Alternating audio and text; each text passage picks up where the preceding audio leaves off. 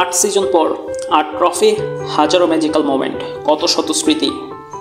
বলছিলাম ইয়র্গেন ক্লপের কথা। লিভারপুলের কোচ হিসেবে 491 নম্বর ম্যাচটি হতে যাচ্ছে লিভারপুলে ক্লপের শেষ ম্যাচ। 2015 সালে দায়িত্ব নেওয়ার পর ধীরে ধীরেই ঘুরে দাঁড়াতে শুরু করে দলটি। 2018-19 মৌসুমে তারা জেতে চ্যাম্পিয়ন্স লিগ। 30 বছরের মধ্যে প্রথমবার লিগ শিরোপা ঘরে তুলে 2019-20 মৌসুমে। সব মিলিয়ে ক্লপের অধীনে 8টি ট্রফি জিতে লিভারপুল। এই 8 সিজন পর 8 ট্রফি, হাজারো ম্যাজিক্যাল মোমেন্ট, হাজারো স্মৃতি, সব কিছুই উপহার দিয়েছে ইয়র্গেন ক্লপ।